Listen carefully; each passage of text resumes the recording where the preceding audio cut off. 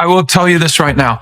I would absolutely die. If this were to change the world and get rid of trafficking and pornography and all of the 8 arms of this octopus that has to be destroyed, the only way you can destroy it. Jim Caviezel has been warning us for years about a troubling reality in Hollywood, about how the industry protects its own and buries stories it doesn't want told, about how those with the biggest platforms often remain silent when it matters most.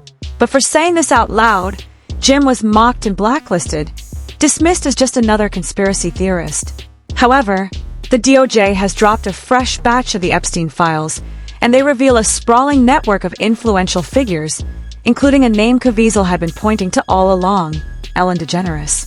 Now, Caviezel alleges he has proof that allegedly puts Ellen right at the heart of Epstein's entire operation. I asked him about that one particular part where everybody's talking, and they all cried out Epstein Island. And I went, oh, okay. Now I understand what we're up against. Wow. Epstein Island isn't the only island out. Now, Jim Caviezel is not just any actor. He was personally chosen by Mel Gibson to portray Jesus Christ in The Passion of the Christ, one of the highest-grossing independent films ever made. At the height of his career, Caviezel had everything going for him: fame, industry-wide respect, and a bright Hollywood future. But then he made a decision that changed everything. He decided to star in a film called Sound of Freedom, a movie based on the true story of Tim Ballard, a former government agent who left his career to rescue underage individuals from trafficking networks in Latin America. During filming in Colombia, Caviezel says he witnessed disturbing realities firsthand, people allegedly trying to sell underage individuals in broad daylight. He claims he saw it with his own eyes. It was one of the hardest things I've ever done. But I had a lot of experience from the Passion of the Christ. And we were humiliated. We were taken through the ringer in the media. This was before Trump came out and said it was, the lying media and the fake news. And they were fake news back when we were doing that. But we had to fight for everything we had. But we had to fight for everything we had. Now, you would think Hollywood would rally behind a film about rescuing children, but you would be wrong. Instead of the industry supporting Jim for such a critical film, Caviezel was blacklisted. Studios were warned that involvement with the project could end careers. This led to a near-total industry shutdown of the film. The message was clear: do not make this film, do not distribute this film, do not support this film. And the man at the center of it was labeled a conspiracy theorist.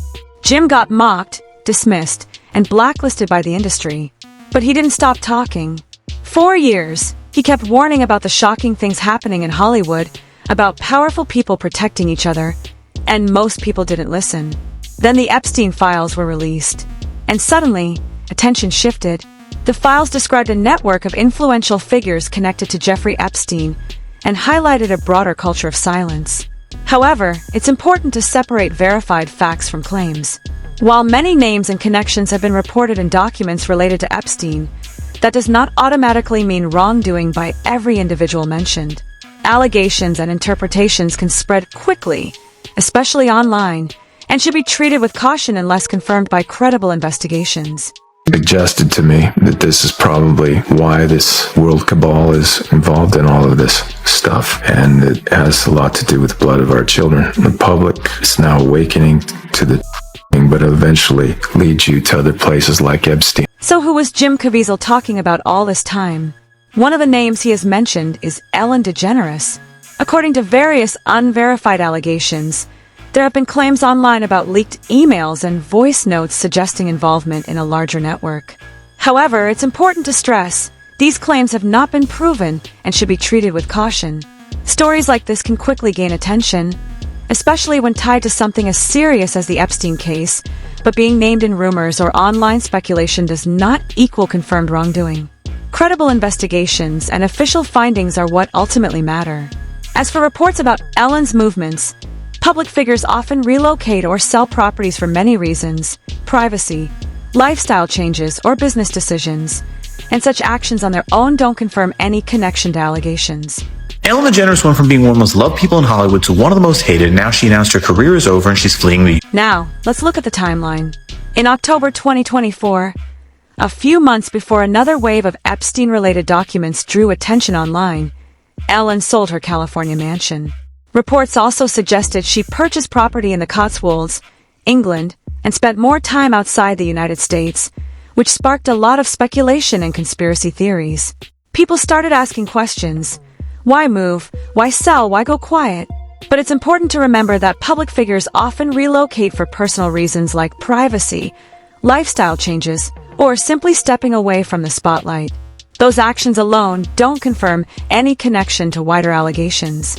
Her reduced public presence also came after the end of her long-running talk show, which itself followed workplace controversy and allegations about a toxic environment behind the scenes. Those claims were widely reported and even investigated internally, leading to changes within the show. Around the same time, there was also the tragic passing of Stephen Twitch Boss, which led to a wave of online rumors and speculation. Some of those claims, including stories about notes or hidden secrets, remain unverified and should be treated carefully as there is no confirmed evidence supporting them. Separately, Ellen's reputation had already taken hits before all of this. In March 2020, comedian Kevin Porter went viral on X, formerly Twitter, calling her one of the meanest people alive and inviting others to share their experiences. Thousands of responses followed, many describing negative encounters or difficult working conditions. While not all of these claims were independently verified, the volume of stories contributed to a broader public conversation about her workplace culture. So while there are multiple threads, career changes, public criticism, and online speculation, it's important to separate documented issues, like workplace investigations, from unproven claims that continue to circulate without solid evidence. The Ellen situation. Yeah. You know, people found out that Ellen was mean, and all these people came out and said, Ellen's actually a bitch. And everybody, whoa, Yeah. can't believe it. And she lost everything. She fell apart, disappeared, because people found out that this character that she was portraying in a half an hour on a television show is not really who she was. My buddy Greg, who was one of her writers, was like, she's a piece of shit. And he was like, she's a fucking monster. But then came even more allegations. Dozens of former employees came forward, not just against Ellen, but also against senior members of her show's leadership.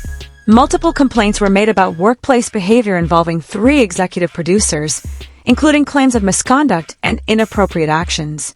All of the individuals involved denied the allegations. In response, Warner Media, the company behind the show, launched an internal investigation.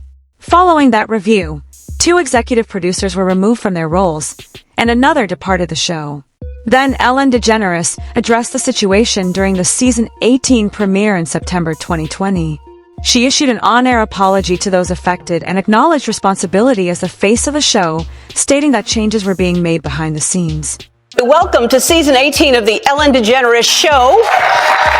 A new chapter. That's what Ellen promised today as she returned to her studio and spoke out for the first time about the controversy swirling around her. This summer, there were allegations of a toxic work environment at our show. And then there was an investigation. I learned that things happened here that never should have happened. She apologized and promised to do better. The truth is, I am that person that you see on TV. I am also a lot of other things. Sometimes I get sad, I get mad, I get anxious, I get frustrated, I get impatient, and I am working. But many former employees and viewers found her apology insufficient and a little too late. Liar, hypocrite. That's my reaction. She's known about this for 17 years. She's created this culture. I was there from day one. We were all petrified of her. She was not nice. So what exactly is Jim Caviezel claiming? His alleged proof has not singled out Ellen DeGeneres in sensational headlines. Instead, he has highlighted a systemic pattern within Hollywood. He describes a network where powerful figures act as gatekeepers, validating those around them, using their platforms to build trust while remaining silent on critical issues. He uses a metaphor, the 8-armed octopus. Cutting off one arm does not dismantle the entire structure. You can remove one person, one producer, one host, but the system remains. The other arms keep moving. When Ellen's name surfaced in the Epstein discussions, many saw it as fitting in Caviezel's framework. A powerful daytime television figure with an enormous reach who went silent and relocated abroad amid controversy. She didn't fight back publicly. She didn't demand investigations. She didn't use her platform to expose anything. She just left and went quiet. That silence speaks louder than any denial. But Ellen is not alone in this silence. Late-night hosts like Jimmy Kimmel, Jimmy Fallon, Stephen Colbert, Seth Meyers. These are figures known for addressing scandals. They talked about Harvey Weinstein. They talked about R. Kelly. But on the Epstein file discussions involving Ellen, this silence underscores Caviezel's point about the industry's control over which stories are amplified and which are suppressed. Some stories are allowed, others are not. The pattern of silence is not new. Harvey Weinstein's stories were known within Hollywood for decades before public exposure. R. Kelly's misconduct was documented but ignored for years. More recently, Diddy is under federal investigation. And each time the industry responds with shock and claims of ignorance, claims that often prove untrue. People knew. They always knew. Caviezel argues that this system is not broken.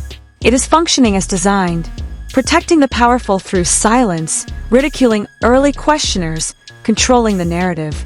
The machine works exactly the way it was built to work. Jim Caviezel's warnings about Hollywood's protective silence have gained new relevance. With the release of the Epstein files, he was dismissed as a conspiracy theorist, blacklisted, mocked, and now the files are proving he was right. Ellen DeGeneres' involvement, while not proven criminal, fits into a broader pattern. Powerful figures maintain their image while uncomfortable truths remain hidden. The $15 million estate in England. The timing of her departure. The silence not proof of a crime but a pattern worth noticing. The industry's inconsistent responses to scandals, the silence of major media platforms, and systemic gatekeeping all highlight a culture that prioritizes protection over transparency. As more information emerges, the public and industry alike will have to confront these uncomfortable realities. The story is far from over, and the coming revelations will test the industry's willingness to break its silence and address the systemic issues at its core.